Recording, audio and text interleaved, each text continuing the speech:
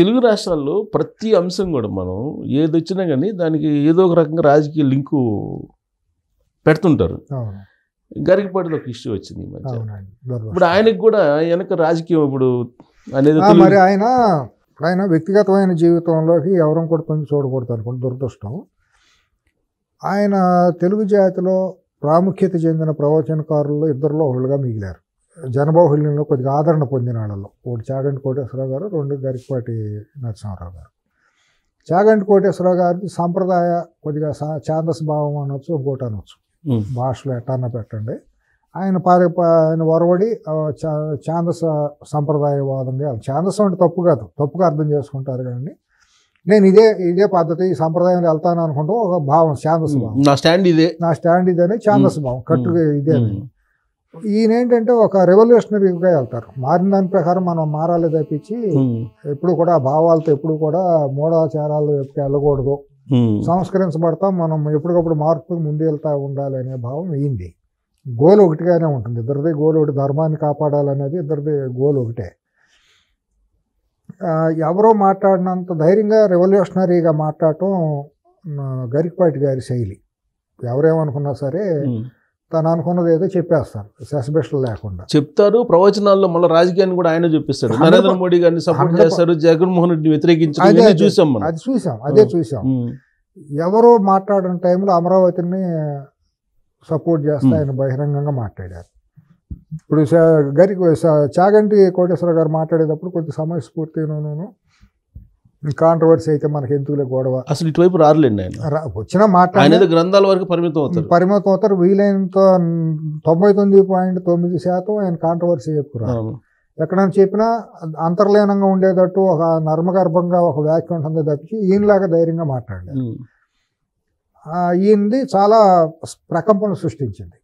ఇది ప్రవచనాలు తెలుగు వైసీపీని ఇది చేశారు బహిరంగంగానే.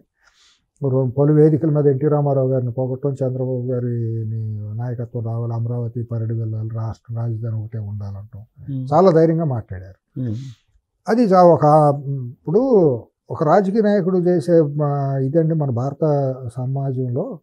ప్రపంచం నాకు తెలియదు కానీ భారత వాంగ్మయాన్ని మనం పరిశీలించుకుంటూ 100,000 సంవత్సరాల నాటుగా చరిత్రను కనుక మనం పరిశీలన చేసుకుంటే ఒక బ్రాహ్మణుడికి ఉండే గౌరవం గ్రామాల్లో సమాజంలో ఇంకెవరికి ఉండదు.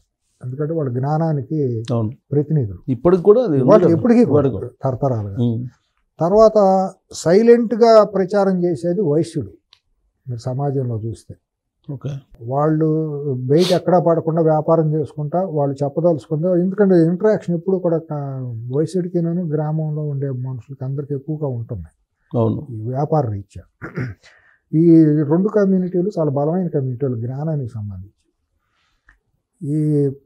ఎప్పుడు కూడానండి ఒక పురోహితుడు అంటే బ్రాహ్మణుల నుంచి వస్తారు కదా, వీళ్ళ మీద ఆధారపడి మనకి ఎప్పుడూ కూడా ఎక్కువగా ఒక గాలి అనేది వేస్తూ ఉంటుంది. వాళ్ళు ఇంటలెక్చువల్ స్ట్రీమ్లో వాళ్ళే ఉంటారు, రచయితలు, కవులు, కళాకారులు. పైగా న్యూట్రల్ ఓటర్స్ని డైవర్ట్ చేసేది కూడా వాళ్ళే, ప్రభావితం చేసేది వాళ్ళు. వాళ్ళు చెప్పినట్టు సమాజం గాలి వేస్తూ ఉంటుంది, కొంచెం ఆలోచిస్తారు. ఆయన చెప్పారు కదా. అది ఒక రాజకీయ నాయకుడు, ఒక జర్నలిస్టు చెప్తే వినే పరిమితి చాలా తక్కువ, వాళ్ళ పరిధి చాలా తక్కువగా ఉంటుంది.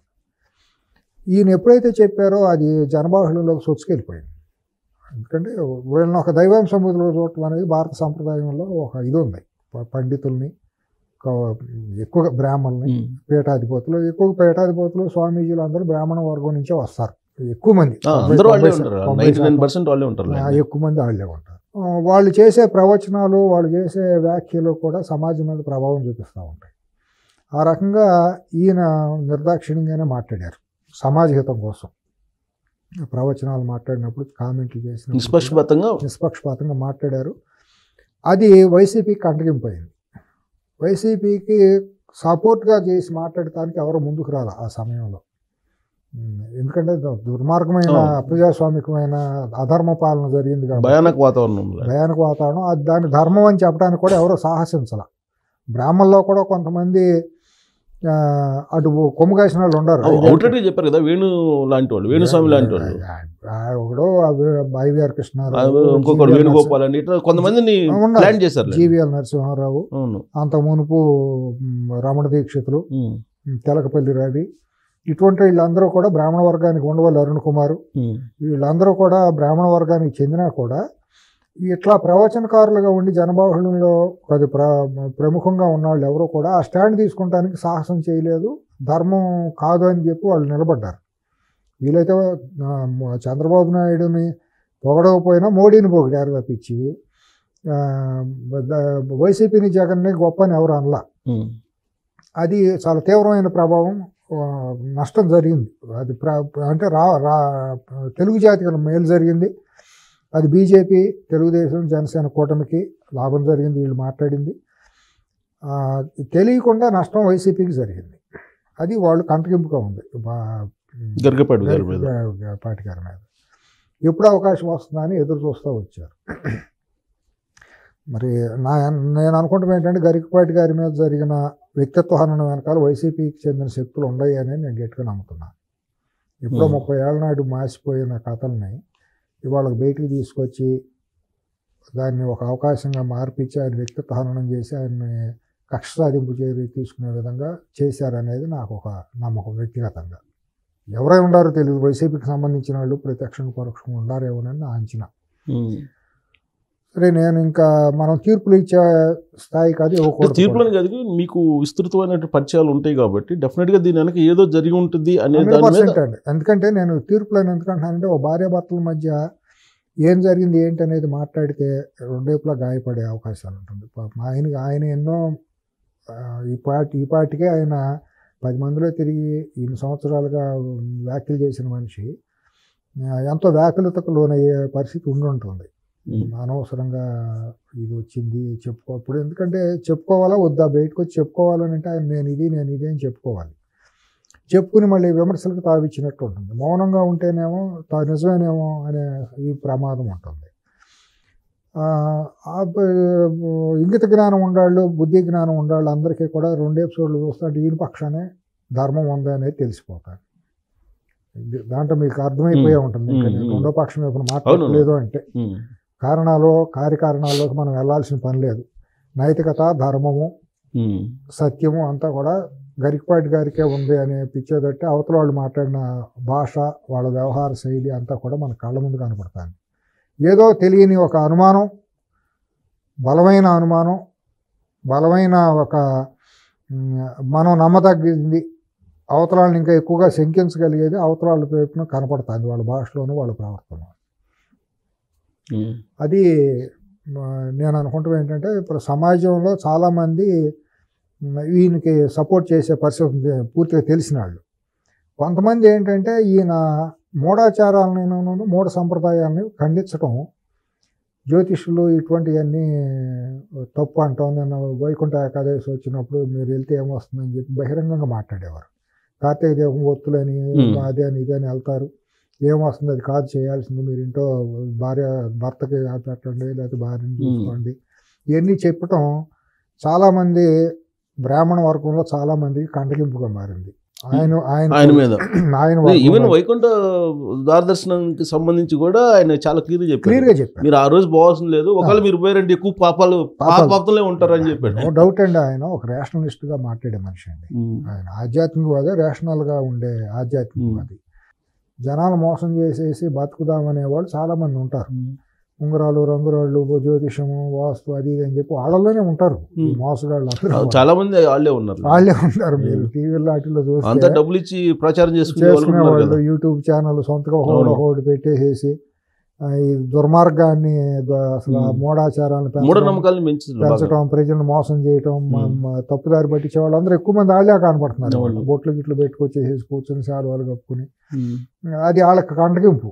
వాళ్ళకేందో దొరికింది కదా ఈయన మీద వ్యక్తిత్వాన్ని మనం కూడా పుల్లేద్దాం, మన మార్కెట్ పోతుంది కాబట్టి, మన మార్కెట్ బాగొట్టాడు ఈ దుర్మార్గుడు, దౌర్భాగ్యుడు అని చెప్పి ఈయనకు వ్యక్తిత్వహనం చేసేస్తే మనం మన ప్రజలను మోసగించుకోవచ్చు అని చెప్పి ఈయన సస్పెషన్ లేకుండా ఈయన చాగంటి కోటేశ్వరరావు గారిని కూడా ఈయన దుర్మాడారు. ఎందుకంటే చాగంటి కోటేశ్వరరావు గారు చెప్పిన దాంట్లో నేను వ్యక్తిగతంగా నేను ఆయన గౌరవిస్తాను, కానీ ఆయన చేసే ప్రసంగాలకు నేను పూర్తిగా విరుద్ధం. నాకు ఇష్టం ఉండదు. ఎందుకంటే ఆయన కొన్ని సందర్భాల్లో మూఢనమ్మకాలను తీవ్రంగా బలం చేకూర్చేలా కొన్ని ఉన్నాయిలేండి. తీవ్రంగా అది పుష్కరాలు కూడా అదే పుష్కరాలది అదే.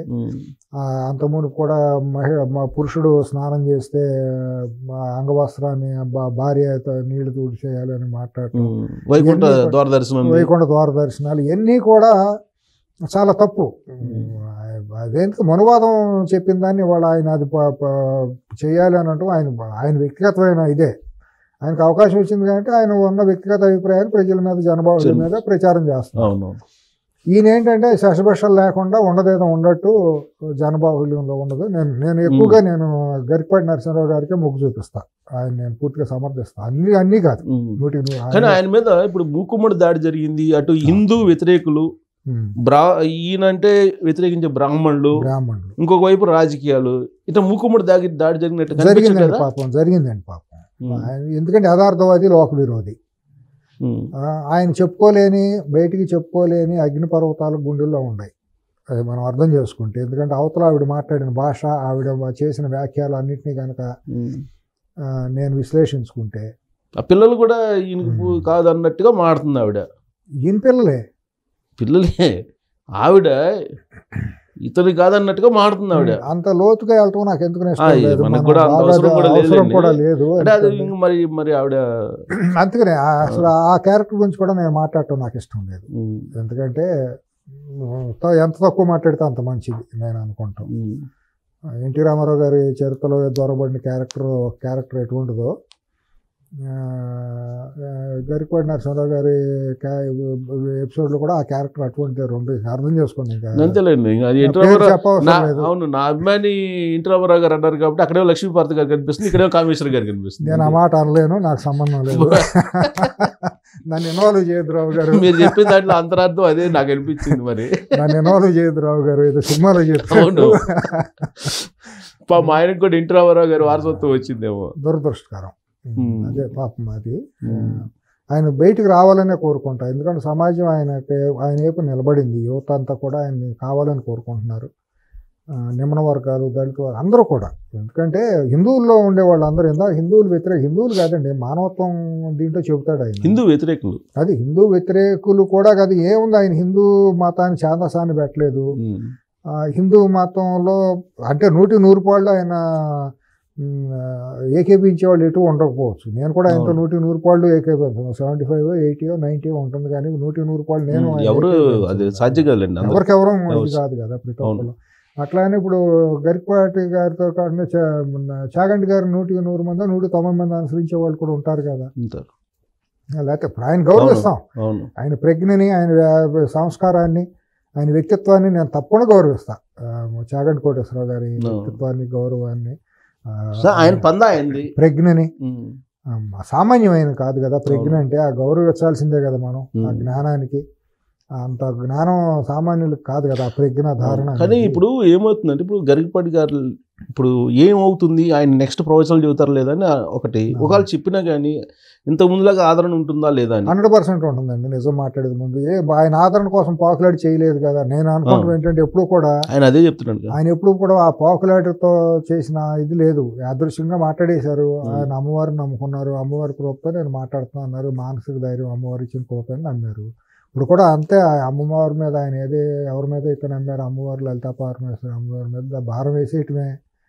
అంటే హిందూ వ్యతిరేకులు నాగపూడి శర్మ గారు ఉన్నారు. ఆయన అద్భుతమైన, ఆయన సరస్వతి పుత్రుడు, ఒకే ఒక చిన్న మచ్చతోటి. అవును, ఇటు వేరే తెలియదు. అంటే ఇది హిందూ వ్యతిరేక వాదులు చేసే దాడి అని అంటారు.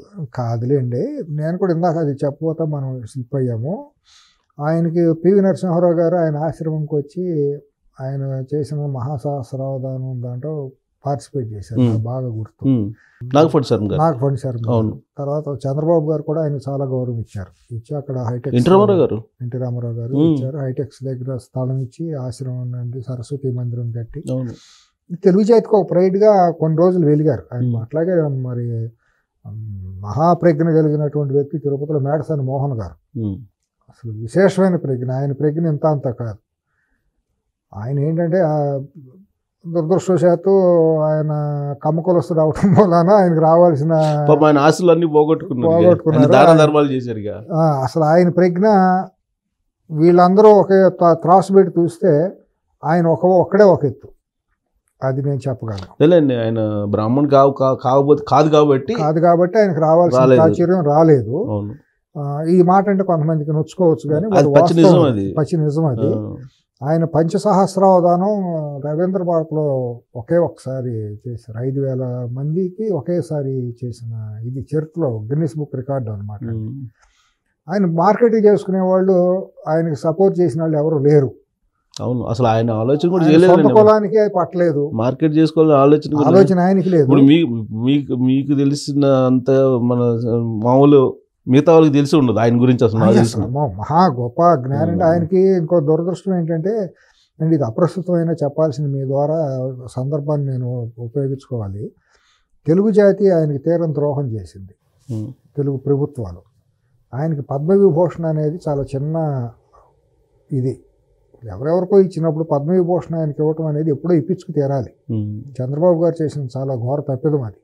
పద్మశ్రీ అసలు కాదు ఆయనకి, పద్మభూషణ కూడా కాదు. ఆయన పద్మవిభూషణ అనే దానికి మినిమం అర్హత కలిగినటువంటి వ్యక్తి ఆయన. తెలుగుదేశం పార్టీలో ఉండే వాళ్ళకి ఆయన గురించి చాలా మందికి. అదే దురదృష్టం ఏంటంటే, సొంత కులంలో కూడా ఎవరికి ఆయన అంటే పట్టణంలో చాలా మంది తెలియదు. ఆయన కొద్దిగా కనీసం ప్రాచుర్యం చేసి ఆయన ఇది చేద్దామనే ఇంగిత జ్ఞానం కూడా కమ్మకులస్తులకి ఎవరికి లేదు. ఈ కమ్మకులస్తులందరికీ డబ్బులును ఈ పిచ్చే పదవి పిచ్చులు తప్పించి ఎక్కువ మందికి అందరికీ నేను అనట్లేదు భలేవారు. నేను ఎవరిని ఏ కులాన్ని అందరూ నేను అన్నాను. అందులో మంచి చెడులు అన్ని వైపులా ఉంటాయండి. దురదృష్టం ఆయనకి అది రాకపోవటం. కొత్త సచ్చిదానందమూర్తి గారు అని ఆయన అట్లాగే కనుమనుగా అయిపోయారు. ఆయన కూడా గొప్ప తాత్వికవేత్త.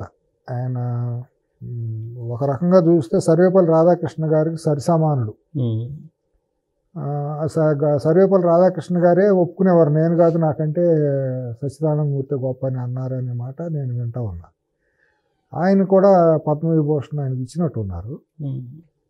ఇప్పుడు వీళ్ళందరి జాబితాలో కరిగిపాటి గారు కలిసిపోయే అవకాశం ఉందా రాబోయే రోజుల్లో? ఆయన ఏమైందండి, వస్తే ఒక పాసింగ్ క్లౌడ్స్ లాగా మేఘాలు వస్తూ ఉంటాయి పోతూ ఉంటాయి, గ్రహణం పట్టినట్టు ఉంటుంది, ఎప్పుడు శాశ్వతంగా ఉండదు కదండి. కాకపోతే ఏంటంటే, మనం అనుకుంటే ఈ నాగపండి శర్మ గారు ఒక వెలుగు ఇప్పుడు ఎక్కడ వెళ్ళారు ఎవరికి తెలియని పరిస్థితిలోకి వెళ్ళిపోయారు. దురదృష్టం. అవును, ఇదే సేమ్ ఇలాంటి అమెరికా వెళ్ళి అక్కడ ఒక ఆరోపణ అది అట్లీస్ట్ అది కనీసం ఇక్కడ పర్సన్ కనపడుతున్నారు అవతల వైపు, కానీ అక్కడ అసలు పర్సన్ కూడా లేదు, ఆరోపణే. తర్వాత ఆయన ఎందుకురా మరి అటువంటి పరిస్థితి రాకూడదని కోరుకుంటా. సమాజ హితం కోసం వీళ్ళందరికీ జ్ఞానాన్ని బోధించే వీళ్ళు అంటే మహా జ్ఞానులు వీళ్ళందరూ. ఇప్పుడు ఈ ఎపిసోడ్ జరుగుతున్నప్పుడే ప్రపంచ తెలుగు మహాసభల వేదిక మీద కనిపించారు ఈయన. వెళ్ళారా? వెళ్ళారుగా, ప్రసంగించారుగా 8వ తారీఖున.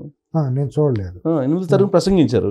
సో ఆ పరిణామాన్ని ఎలా చూస్తారు మీరు? ధైర్యంగా దీశాలనే అంట నేను. తప్పకుండా వీటన్నింటినీ పట్టకుండా వెళ్ళా. ఇప్పుడు ఎందుకంటే ప్రజలకు ఏదైతే చెబుతున్నారో, మనం తామరాకు మీద నీటి బొట్టులాగా ఉండాలి, స్థితప్రజ్ఞత ఉండాలి, మనం ధీరత్వం ఉండాలి, వచ్చినప్పుడు ధైర్యంగా ఎదుర్కోవాలని ప్రవచనాలు ఎవరైతే చెబుతారో దాన్ని వాళ్ళ నిజ జీవితంలో కూడా ఆచరించాలి. వస్తూ ఉంటాయి ఇటువంటివి. వచ్చినప్పుడు కొద్దిగా మనసు బాధ ఉంటుంది, సామాన్యం కాదు. మనం బయట అగ్నిగుండం లోపల అగ్నిపర్వతాలు ఆయన బయటికి చెప్పుకోలేరు.